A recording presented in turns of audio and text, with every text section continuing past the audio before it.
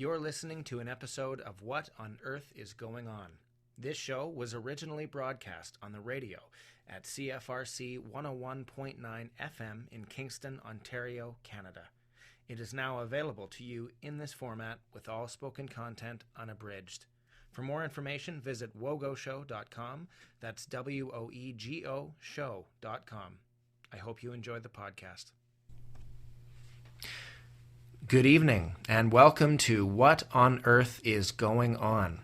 My name is Ben, and I'm your host every Thursday at 6 p.m. Eastern as we take you beneath the headlines to discuss the events, the characters, the forces, and the ideas that shape the human story today. We ask why things are happening, how they might have come to be, and where we might all be headed. You can listen to this show by tuning in to 101.9 FM in the Kingston area or by streaming it live from anywhere in the world at cfrc.ca. You can also find this as a podcast using the provider of your choice, such as iTunes, Stitcher, or Google Play. If you have any questions or you want to contribute to the ongoing discussion, please get in touch. You can find this show online at www.wogoshow.com. That's WOEGO show.com.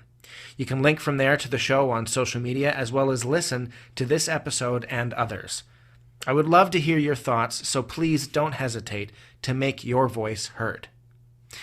In a few minutes, we're going to be chatting with Queen's Professor Robin Boadway about a topic that is deeply complex and politically crucial, as well as one that is an everyday fact of life. Benjamin Franklin said that it was one of two certainties in life, alongside death. That's right, we're going to dig into taxes, especially in the Canadian context.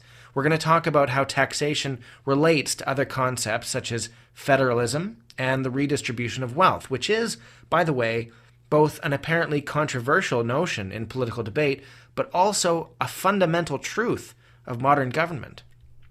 We're also going to discuss an idea that is grabbing headlines and advocates from both sides of the political divide: a guaranteed basic income. All of that is coming up.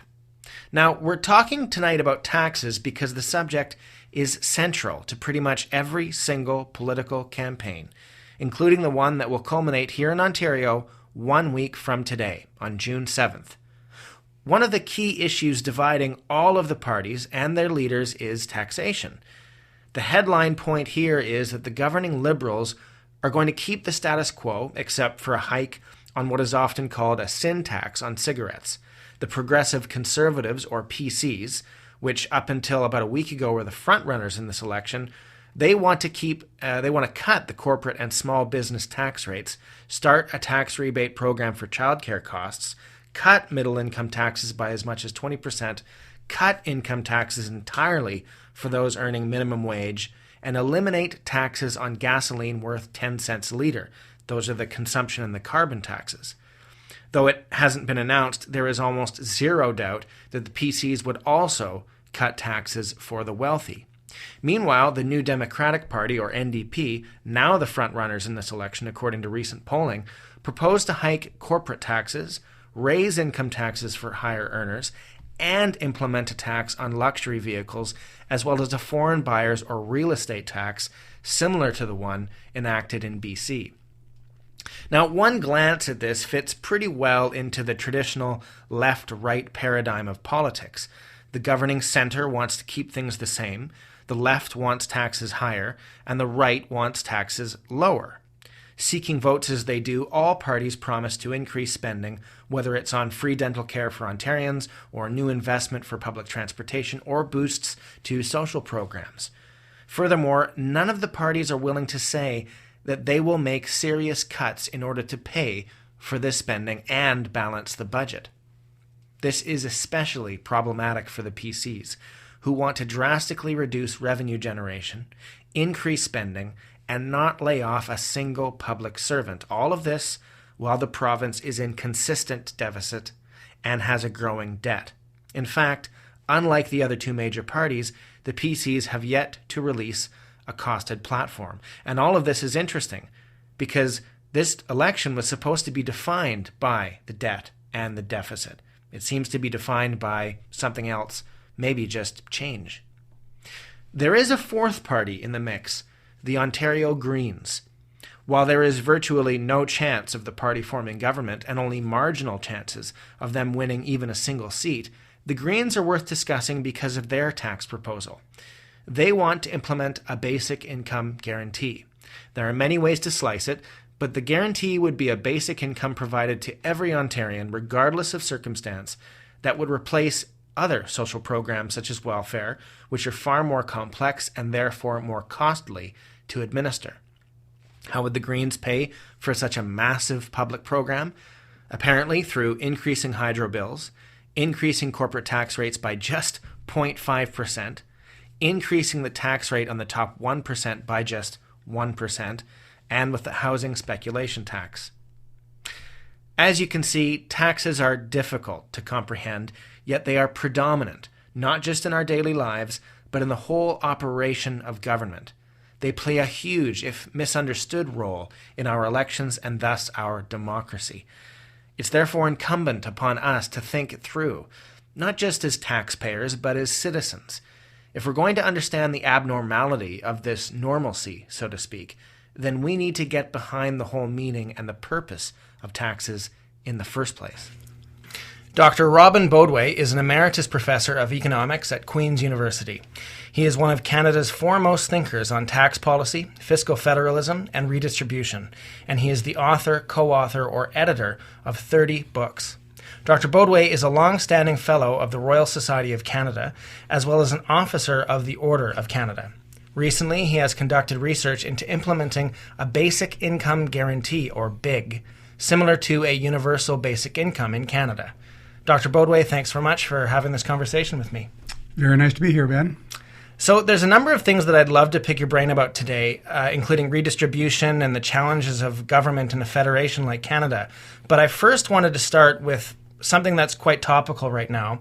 We're in the midst of an election here in Ontario. In fact, it's just a week away. There are three major parties that have all put forward different proposals about taxation, whether that's corporate, income, consumption, or carbon taxes. So taxation is a key to any election, but it's also a complex issue that can be hard for people to get a handle on. So when it comes to the Canadian context and taxes and politics, what on earth is going on?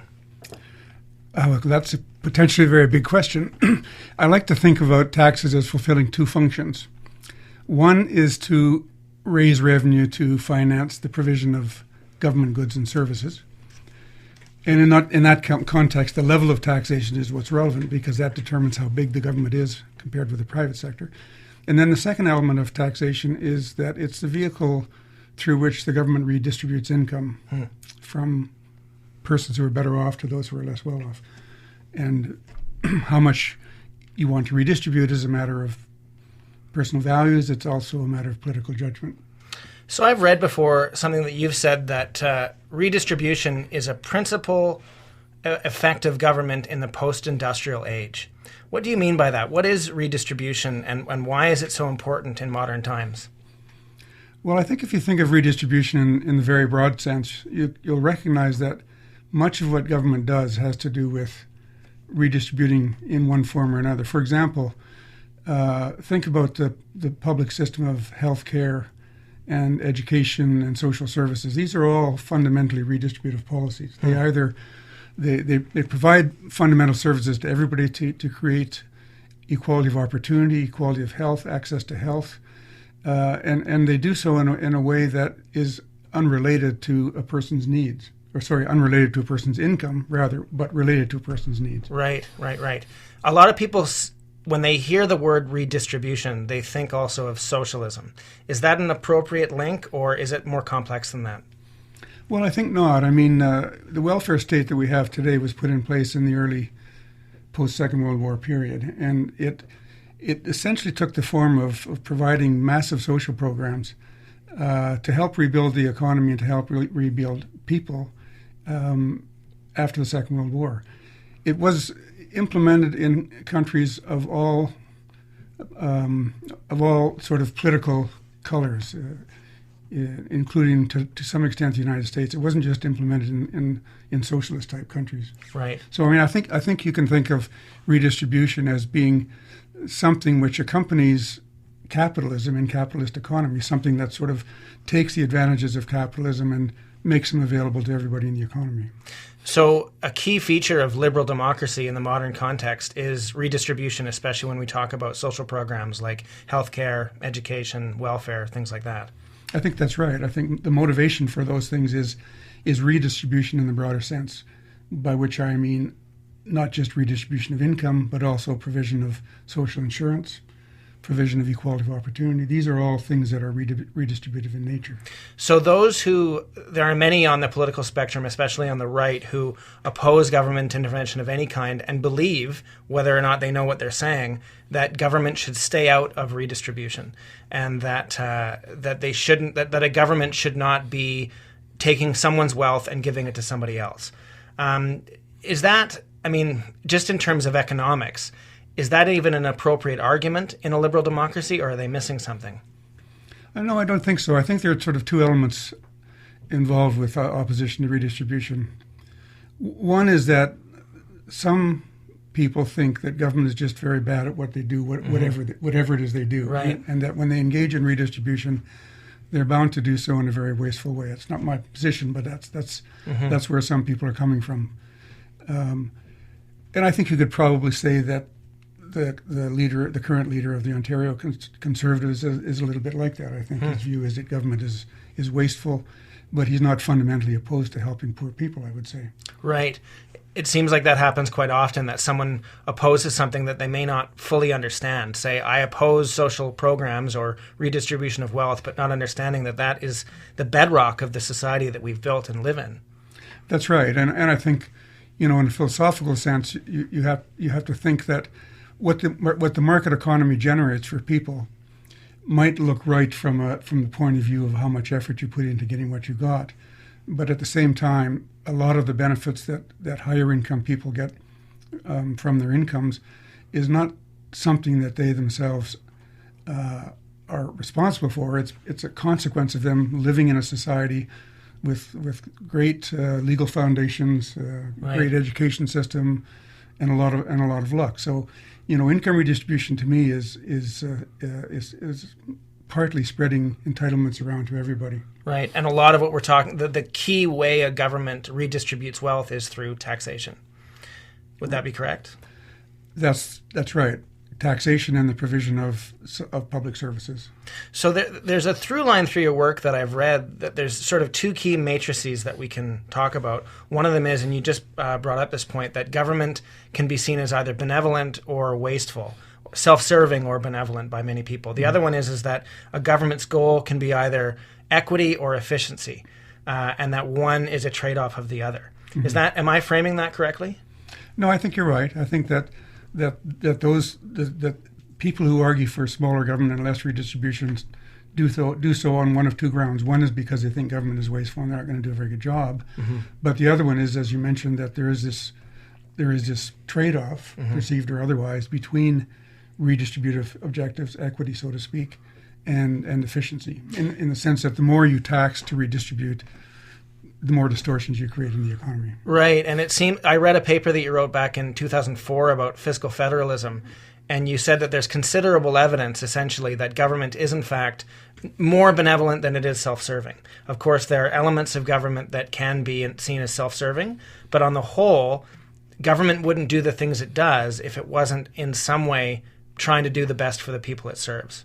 Is that a correct summation of where you stand, or have things changed since 2004?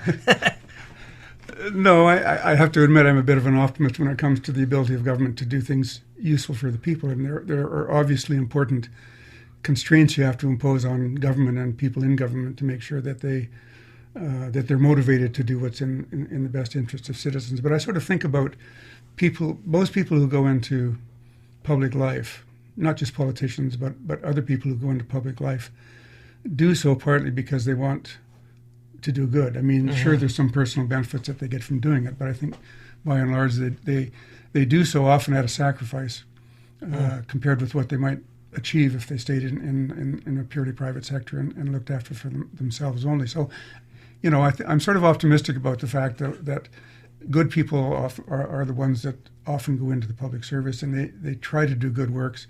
But there are things in the system that can corrupt them. I mean, they can be corrupted by having to raise money to be elected, and having to raise money to be elected can lead to things that are not in the interest of the people they're serving. Absolutely. One thing that I've read recently that I found interesting was that from an academic perspective of economics, we seem to understand individuals well, we seem to understand firms well, but we don't understand the behavior of government as well as the other two. That we seem to be surprised by how government behaves from time to time. Are we improving on that in academics, or is it still a bit of a mystery? No, I think the science of government behavior is is a work in progress, and it depends. The problem is that it depends so much on things that are hard to measure, institutions and social norms and societal attitudes. And I think, part of the equation of explaining how governments behave is actually explaining how individuals and firms behave. And I think economics is going through quite a revolution when it comes to trying to determine how people behave. And more economics is taking on what's called a behavioral, psychological, if you like, approach, which sort of says, well, the things people do are not always the way that simple economic models would predict. And social norms are very important, for example. Social capital is important. Your interaction with your fellow citizens is important, and so on. Right. And, that my behavior in an economic sense can often be irrational. It's not always to my best interest to maximize my utility, so to speak. But I may have, a need to serve my community, which is not an economic or not a maximal economic need in the same way. And that's a fascinating, I guess, in behavioral economics, that's a fascinating turnabout, I guess you could say. Yeah. No, I think that's right. And I think that you should be also aware that there are sort of good messages and bad messages that come out of behavioral economics. The good message is what you just said, that people often behave with social objectives in mind rather than with purely private objectives in mind. And if you sort of think about it, it wouldn't be much of a society if everybody behaved the way economic textbooks say they should behave. Right. So there is that side of it, that behavior is a lot more benevolent than economic theories have often led us to believe. But by the same token, behavioral economics tells us that people can do some dumb things, that people can get involved in taking irrational decisions, which, for example, makes them addicted to things, or makes them gamble too much, or makes them spend their money in ways that are not in their own best interest, or makes them not save for their own retirement. There's lots of things that people do that, from a behavioral point of view, are not in their own best interest. And many people have argued that one of the roles of government is to try and correct for the damage that people do to themselves, so to speak, from taking bad decisions. We regulate we regulate capital markets, financial markets, to make sure that you're not doing something silly. We regulate pensions, we regulate consumer goods, we regulate drugs, and so on. We make people wear seatbelts. And helmets when they're riding a bike and so forth. Right. It seems to me that in the world that we're living, government has a critical role to play, but that it's often being questioned. And we can make a corollary to what you just said in politics. I mean, people don't always vote in their self-interest either. Sometimes they vote by what persuades them, or just vote what they're made to feel good about. Sometimes some people, to quote, I think it's a Batman movie, some people just want to watch the world burn, and will put the mark on the ballot in that way. So people aren't always rational actors, which I think goes against a lot of economic thought for much of, say, the 20th century, where we identified people as rational actors in a complex system. It's obviously more psychologically complex than that. Yeah, just to make one point on what you said, which I think is an important one, and that is that if you just think about voting itself, if everybody behaved as a purely self-interested person, nobody would have an interest in voting, because no individual is going to predict that they would have that they would have an influence on the outcome of the vote. Right, of course, yeah, because I'm one vote in my riding of maybe 150,000 or whatever it is. Yeah. Yeah. So it's referred to as the paradox of voting. Why do people vote? Right. And in the end, you have to say that people they may vote out of civic duty, but they may vote they may engage in what's referred to as expressive voting, i.e., they may vote to make their opinion, to give their opinion about what they think should be, rather than what they think is in their own interest necessarily. Right. So this is a good segue into taxation in the provincial election context. We don't necessarily have to talk about what the platforms are of the various parties right now in the 2018 Ontario election, but I think it's important to talk about the fundamentals of taxation, and what it means for people and what it means for government, and what will happen, for example, if I think the PC Party of Ontario has proposed to cut the corporate tax rate from 11.5% to 10.5%. Taxes always form a part of the conversation at election time. So first of all, why is that? Why are taxes so important in the conversation? Is it just because it's my money that I'm giving away? Is it also because government, it's one of the only ways in which it can raise revenue? Why are taxes so critical at this time? Well, if you think about it, taxes are coercive, right? Taxes are the one thing that the government can force you to do, that more so than anything else. And partly the fact is that the coerciveness of the government makes people sort of stand back and say, well, I'm willing to be coerced if I think I'm getting something in return. Right. So if you think you're getting something in return, that's fine. But the mantra of some of the parties that dislike taxes is precisely that you're not getting in return what you think you're getting in return. That you're not getting in return because there's, to quote one of the parties, there's a lot of waste in government. Right. Or you're not getting in return because a lot of taxes are being used to give money to people who don't deserve it, or whatever your position might be on that. So there's a basic question as to whether the taxes are being used for the purpose that you think that they should be used for. So is it in my interest to vote for the party that proposes the best tax scheme for me as an individual, or should I be thinking more broadly than that come election time? Well, I think you should be thinking more broadly, but even thinking more broadly, you're going to be in conflict with some other people. No two people are going to think alike about what they think government should do. People are going to have different values. People are going to have different values about, for example, to what extent do they think people should be responsible for their own fate, as opposed to what extent should government act as a kind of an insurer of them and back up, serve as a backup for them. So that to me, that's the most fundamental difference that people have about the role of government, is the sense in which people should be responsible for themselves, as opposed to how much society should be responsible. And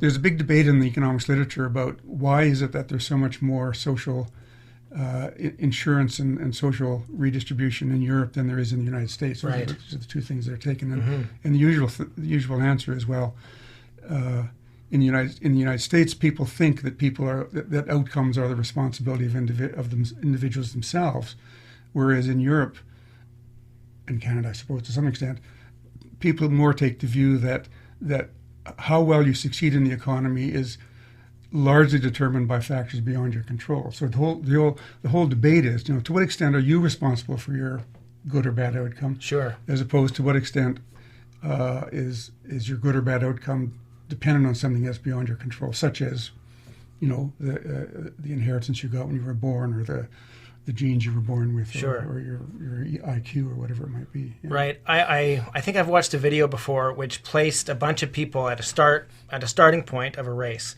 whether it was a 100-meter race or something like that, and then if they selected a few people who got a few steps head start.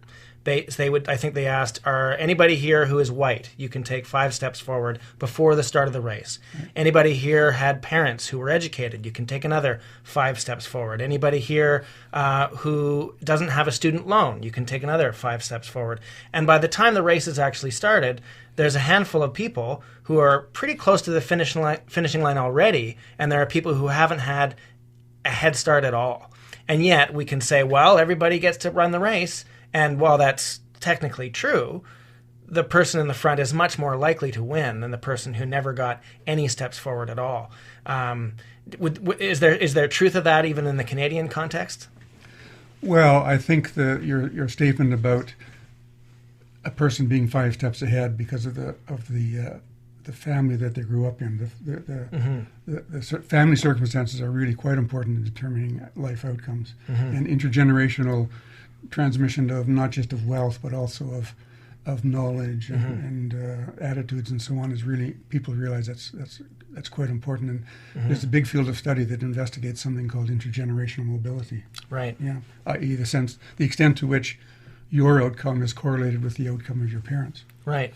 One of the most fascinating lessons I've ever learned was when I was traveling in Africa.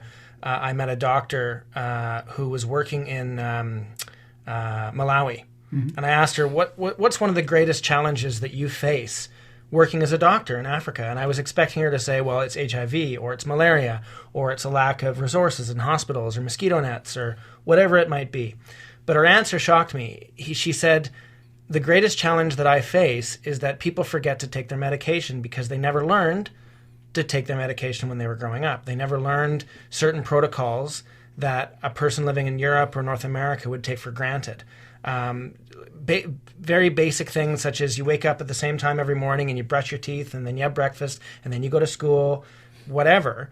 These things don't exist in many parts of the world simply because of difference in culture. It's not good or bad. It's simply that these countries have had an economic system imposed upon them, and the only way to succeed in that is to know, for example, to take your pills 3 times a day. And she said that was one of the greatest challenges to her work as a doctor. And so when you talk about this intergenerational dimension of our society, it's critical to understand that the things that we've learned that we don't even know that we've learned are hugely important to our economic success and us being actors in the economics of our country. Yeah, I think that's absolutely right. And I mean, it makes the job of government very difficult because certainly the redistributive job of government very difficult because, governments are not omniscient. They can't sort of observe how much your well-being has been determined by factors that you have no control over, as opposed to how much of your well-being is a result of your own effort and hard work. And so in designing a system of redistribution, what economists try to do is they try to say, well, we'd like to, as much as possible, design the system so that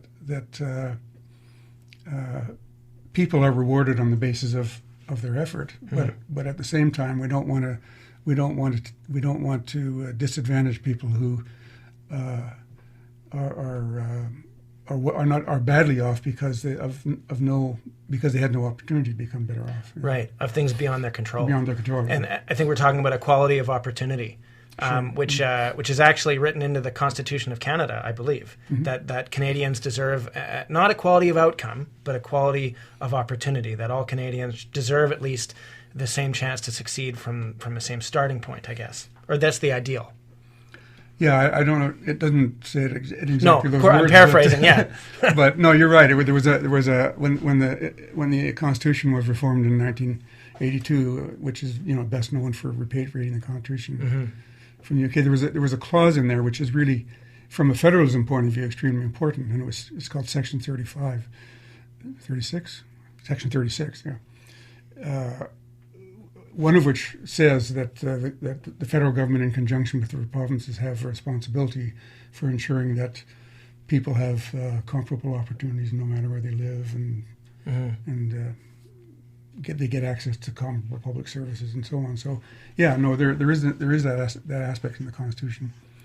But it's a principle. It's not prescriptive. Right. It doesn't sort of say how much you do of this and how much you don't. Sure. Do. And you can't have a lawsuit against the government because you don't believe that they're providing enough equality of opportunity, for example. That's right.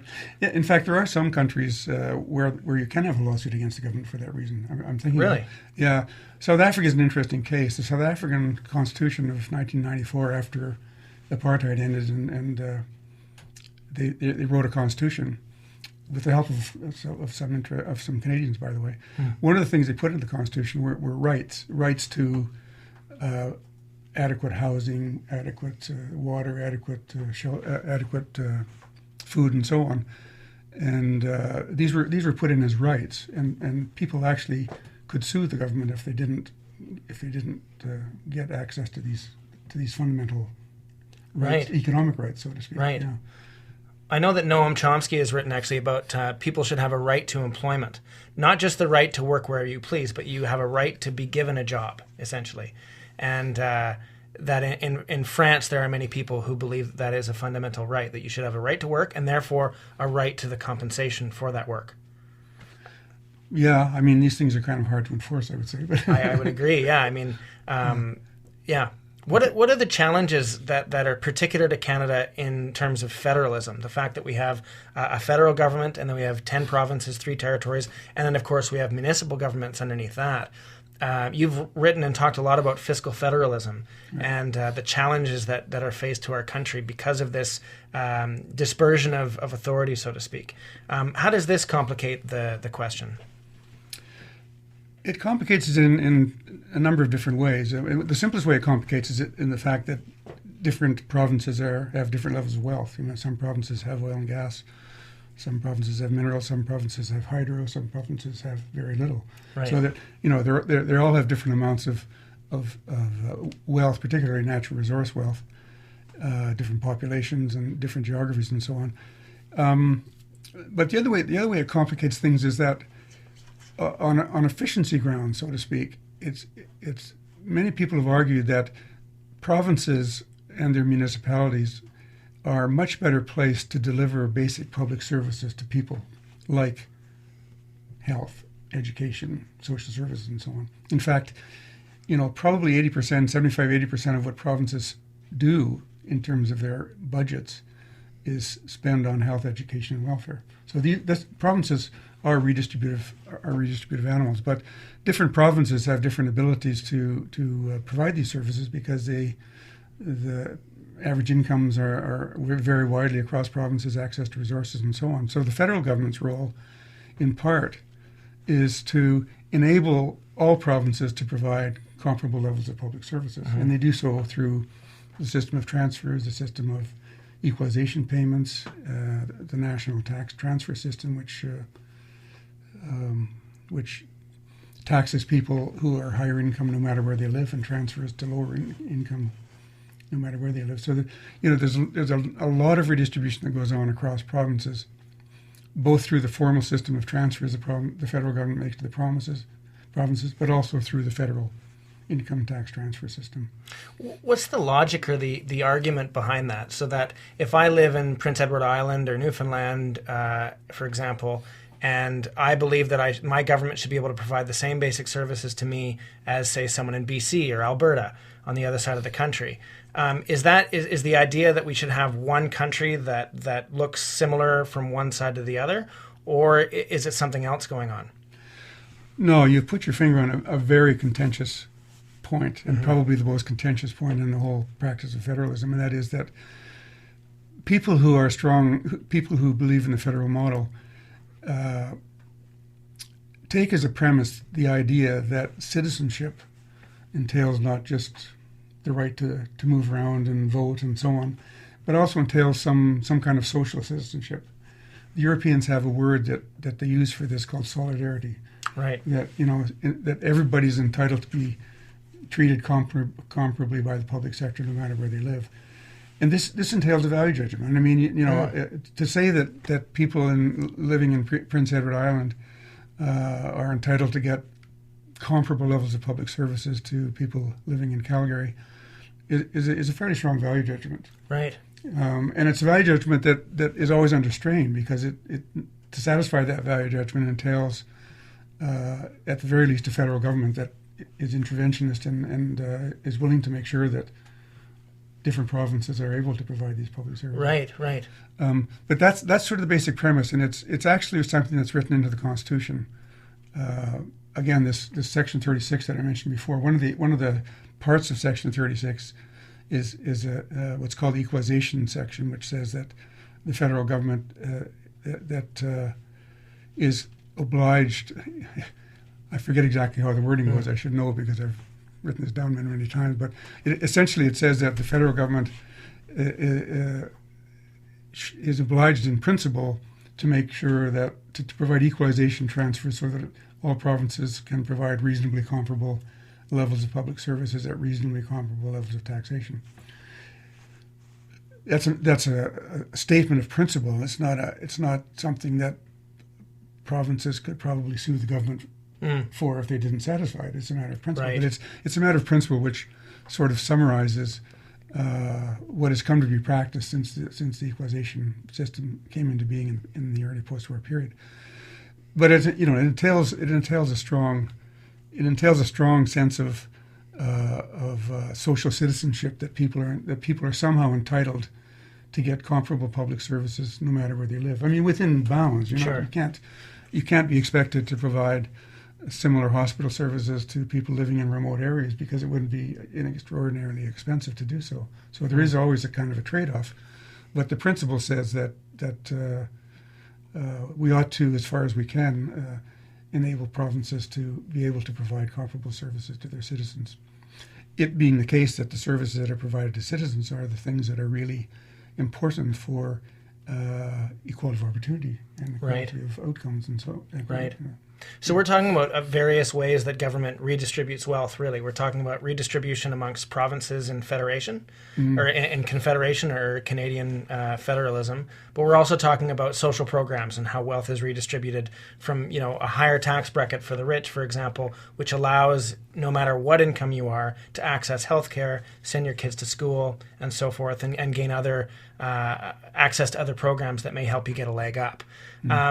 But to go back to a point we talked about much earlier, what is it about post-industrial society, the world in which we live today, that makes government redistributive in nature where it wasn't before? Where, say, before the Industrial Revolution, government had a very different function. Why has that changed? It's a very good question. And it sort of changed in a series of ratcheting measures. Right. Each time the government introduces a new program, the program stays in place. Right. Each time the government ratchets up taxes remain at higher levels. I mean, this is a common phenomenon over the last century or so that things get ratcheted up. Why? What is the underlying rationale for why governments have become more involved? It'd be hard for me to say. I mean, it used to be the case that people who needed help relied on other institutions. They relied on religious institutions, for example, were the ones that provided a lot of the redistributive assistance before the First World War, say, before the income tax was in place. It wasn't that there wasn't a need for income redistribution. There was as much inequality before the First World War, probably as there is today. Right. But governments were, they didn't have the experience in dealing with this, and they didn't have the tools for dealing with it. The income tax wasn't introduced until 1917, towards the end of the First War. It was introduced not to fund redistributive programs. It was introduced to fund the war. Right. And then it stuck, as we say. Yeah. And then, things got an impetus in the 1930s when the Great Depression came along, and people were left quite destitute, and government stepped in and instituted unemployment insurance initially in the 1930s as a response to that. So, right. They responded to dramatic shocks. It wasn't sort of a matter of sitting down and saying, well, governments should do this. And it evolved over a long period of time as governments learned how to build these programs and how to provide services. And now it's almost a fait accompli that government does these things, and if it were to pull back and no longer provide education, healthcare, basic social services, we would say, well, who else is going to provide it? There's nobody else with the infrastructure, the know-how, or the ability to, or even the capacity to do it for everybody. Yeah. Because if we were to privatize all of these institutions, say, as healthcare is in the United States, well, then not everybody's going to have access to it. And that, as a Canadian, I think for most of us would believe that is fundamentally not who we are. Yeah. That healthcare should be provided to everybody, and the only thing that could do that at the moment is government. Yeah, I mean, partly this is a matter of the stage of development. If you spent some time in Malawi, you said, and one one of the observations people make when they're comparing countries internationally is that the level of social protection, if you like, the level of social insurance or social programs varies dramatically with the level of development of a country. Countries that are less developed countries have trouble raising revenue through taxes. There's not a lot of wealth around to begin with, and they have a lot of trouble raising revenue. A lot of the wealth is owned by people outside the country, and it's hard to tax them if you're a government in a country like Malawi. So basic services are very hard to come by in a lot of basic services to people are very hard to come by in a lot of developing countries. Whereas in the countries of the OECD, which are the developed countries of the world, they all have some form of welfare state. I mean, probably the least sophisticated welfare state is actually in the U.S., and that's for U.S. is really an outlier when it comes to the provision of social programs for their citizens. Seems to be an outlier in almost every category, more and more by each day. Yeah, and I think this has been a real. People have investigated this endlessly without coming up to, without coming up to a good explanation for why the U.S. has not ever developed the kind of welfare state that other, for example, the U.S. does not have, in any real sense, a welfare system, like every other industrialized country, a welfare system in the sense of providing transfers to people who are unemployable, or who are sort of long-term unemployed, the poor. They have their welfare system is a system which is basically geared to providing financial assistance to families with children, especially single-parent children. Right. And for the other people, the main thing they provide is food stamps. Right. They very carefully control those to make sure that these food stamps aren't used to trade for something other that they don't want them to consume. So it's a very, very different view of the world in the U.S. than it is in other countries. And yet when you walk through an American city, it looks somewhat similar to a Canadian city or a European city, minus obviously the architectural differences or the climatic differences. It seems that the outcome has been generally the same through a different means, at least the way it appears. Yeah, I mean, that's the way it appears when you go there. But if you actually look at statistics, for example, health outcomes are much less favorable in the U.S. than they are in other countries, even though they spend a much higher... Like infant mortality and and they spend a much higher proportion of their GDP on health. But it tends to be very high quality health for those that can afford it. Right. But a little less for those who can't. So, I mean, it's a real conundrum, and I don't envy politicians in the U.S. Well, and it's interesting because we, as you said before, we can almost rationalize some of these things beforehand or a priori, or we can rationalize them after the fact.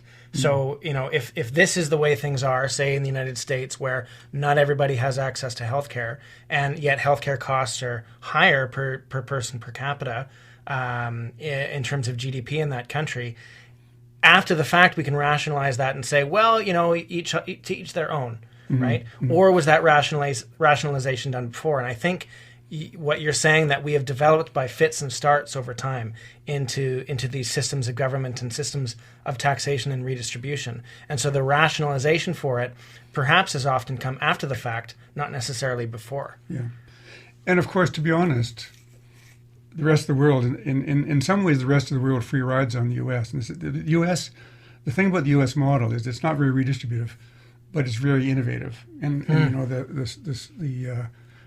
the inventions that come out of the U.S. that are used worldwide are absolutely immense, and the rest of the world free rides on it. I'm not just thinking of the internet and pharmaceuticals, all sorts of things are things that were invented in the U.S. but which are made available to the rest of the world.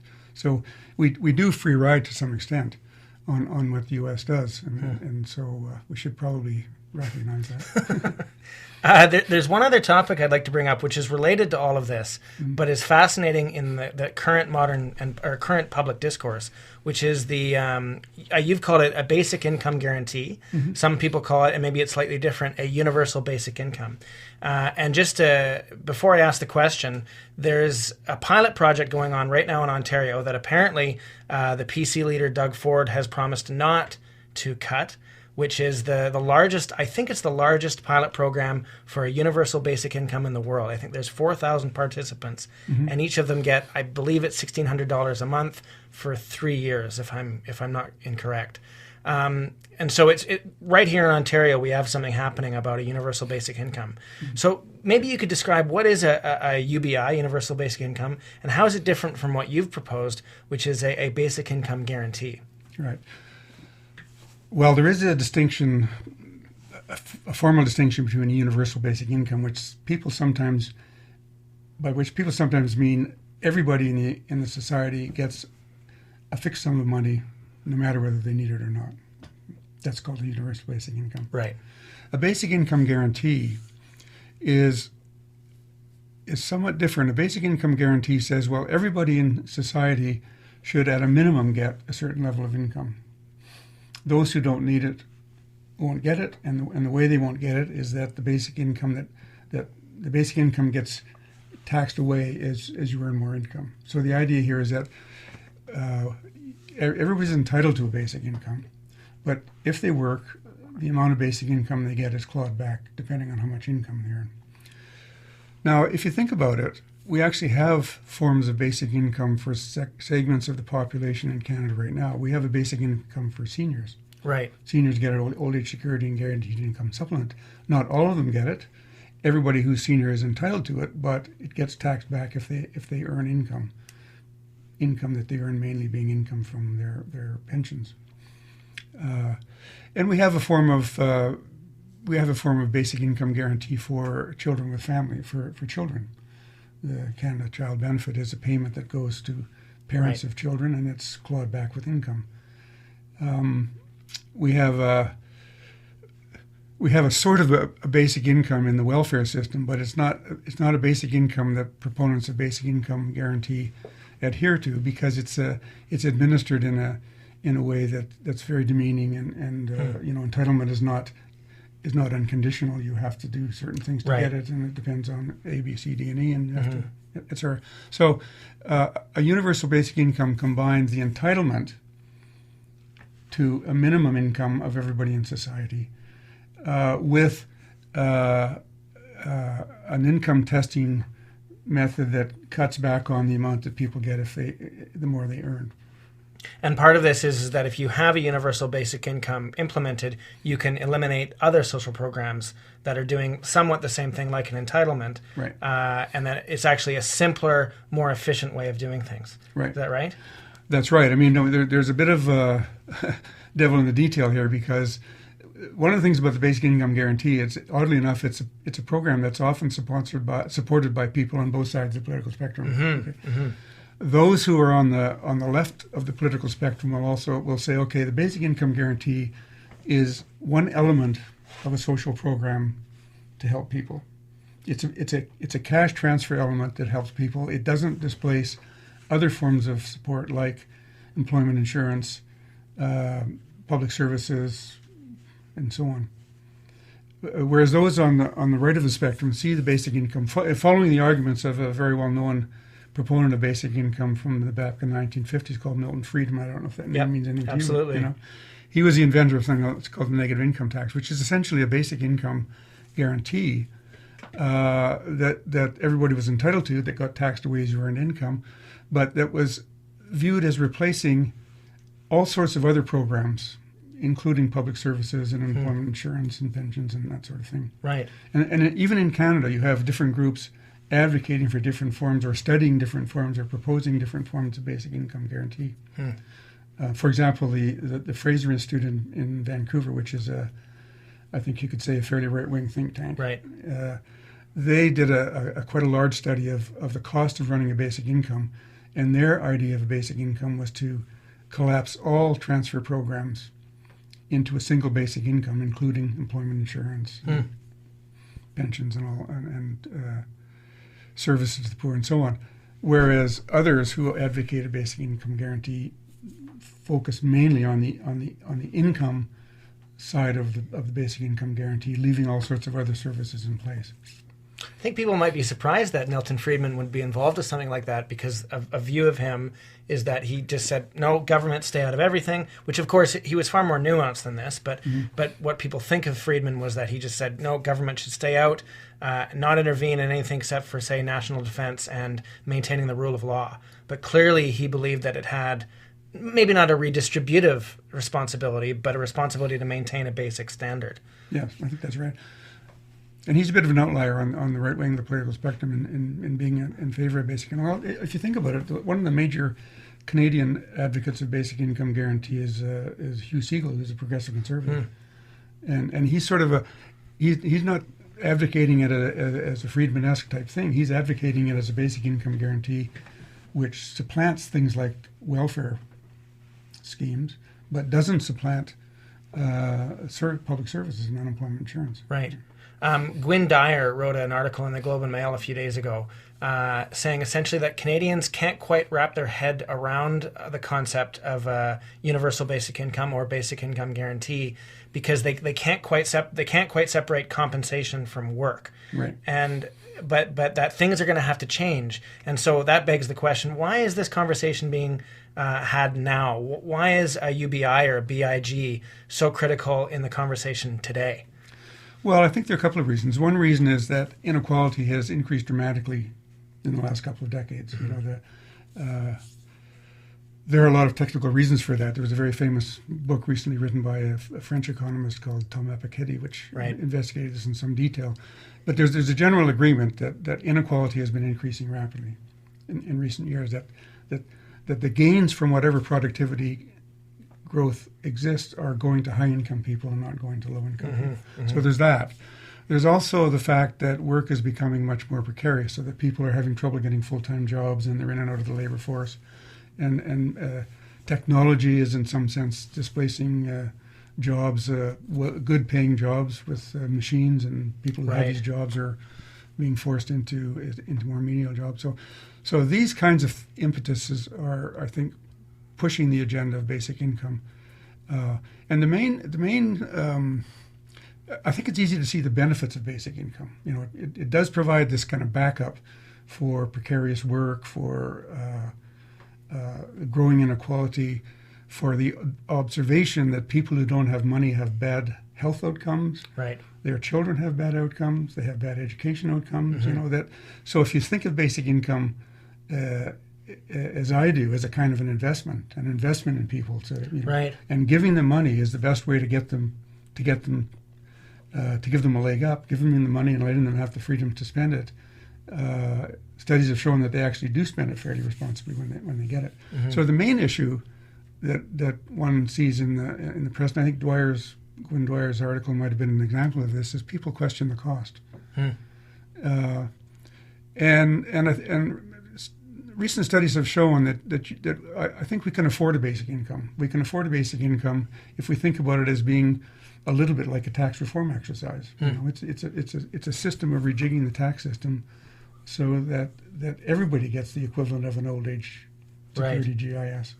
Yeah. And people really they worry about the cost, but they also worry about the fact that if you give people basic income and you allow them to work but claw back their earnings by 50% or something, that's going to discourage them from work. They're not going to enter the labor force, and they're just not going to work. And I think that's really a misplaced.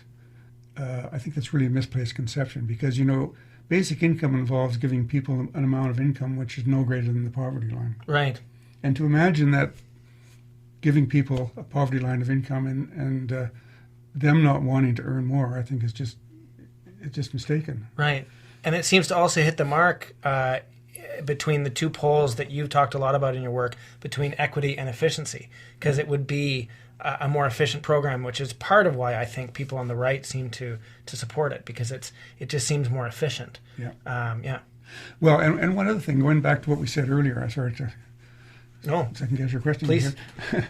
Going back to the behavioral stuff we were talking about earlier, I mean, I would also argue that if people get a basic income from the state with no strings attached, that's going to affect their social attitude towards work as well. That they're going to have more inclination to give something back to society if society is giving them something for nothing.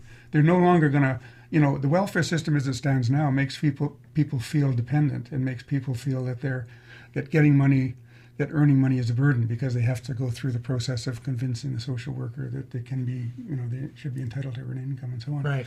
And I think that an understated benefit of a basic income is that social attitudes might well change, that social norms about work might change, and that people who receive a basic income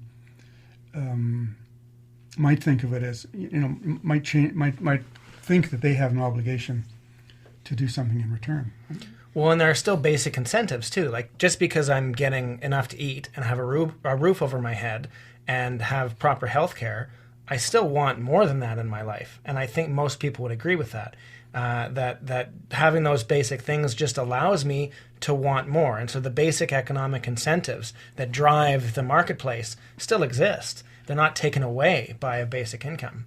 No, that's absolutely right. And moreover, people seem to think that a poor person who can just go out and work if they want. But it's not so easy as that. Right. I mean, finding a job is really difficult. Especially for people who don't today. have any. Yeah. If you have no skills and you want to go out and get a job, it's really not a very easy thing to do. Right.